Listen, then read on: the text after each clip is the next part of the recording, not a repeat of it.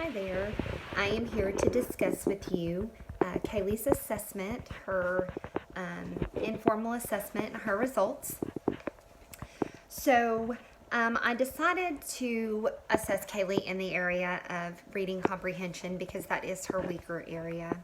Kaylee's actually a very fluent reader, and she's actually a pretty decent little speller, but she really has trouble with reading comprehension, especially when the text isn't just straightforward. If she has to do any kind of digging, or if she has to rely on context clues, or if there's any figurative language in there, she really struggles with trying to figure out what the author's trying to say.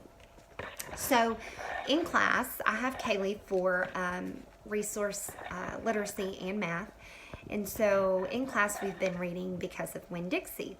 So I thought it would be a good idea to assess her knowledge or comprehension of what we've read. So I gave Kaylee 4 questions that dealt with Because of Winn-Dixie. So I brought her to my classroom. I sat her down. We looked at the questions. I read the instructions, which says answer the questions thoroughly and completely. Use complete sentences, capitalization, and punctuation. Think about what has been discussed in class and do your best. So then we looked at the questions. Question number 1 was, Opal's dog is called Winn-Dixie. Why does Opal decide to give her dog that name?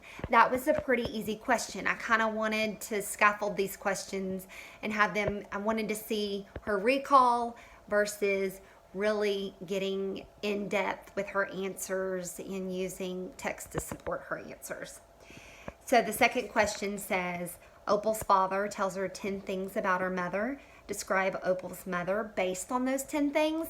So Kaylee had to do some thinking on this. So yes, the 10 things are just listed, but then Kaylee has to use those 10 things to describe what Opal's mom would have been like.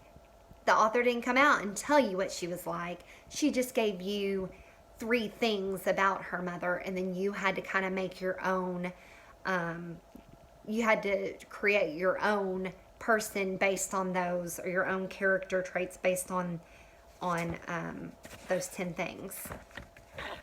Then the third question said, when Opal first brings Winn-Dixie home, she gives him a bath and tells him they are a lot alike. In what ways are Opal and our dog alike? Again, she really had to think about that one. And then number 4, Opal is an only child. Her mother left her when she was only 3, and her father moves around from church to church. How do these things affect Opal? So she really had to think about that. Maybe draw on some personal experiences, maybe use some different texts that she's read throughout her school career to try to answer that question. Kaylee's answers weren't very in-depth. They gave you, it was just pretty much recall. So for the first question where it says where Opal's dog is called Winn-Dixie, why does Opal give her dog that name?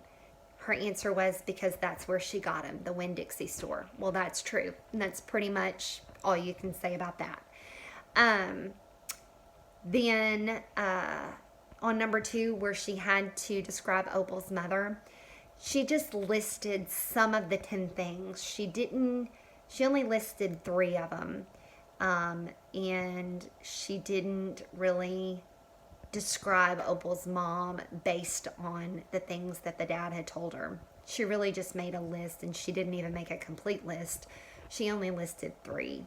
So her answers were very surface. They were not in depth at all, and which is what I expected. I expected her to have very short answers. Orally, I went back after just because I wanted to see if she would be able to tell me more than she wrote. And she was. She actually answered these questions better orally than she did writing them down.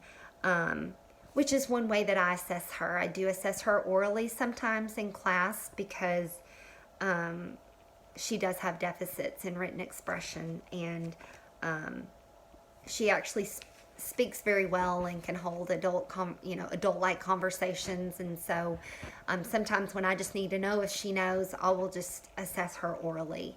But for the purpose of this module, I did have her write it down. And so she just wasn't real in depth with the answers. So I also gave her a rubric, and we went over the rubric. The different categories were things about characters, sentence structure, comprehension, text support, and grammar and spelling. And so we went over those. The highest score she could have gotten on any of the categories was a 4. And so she could have gotten a total of 20 points, and she got a 7. Which is about right for Kaylee. It's definitely something we're working on. So,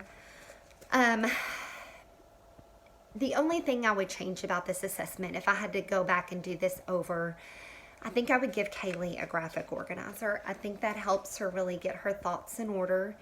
And if I could have broken the questions down a little more for her within that graphic organizer, I think I would have gotten better results, because she knows it. She knows the answers. Well, she knows a little more than what she revealed in these answers on this paper. And I think a graphic organizer would have helped her take it from here to the paper.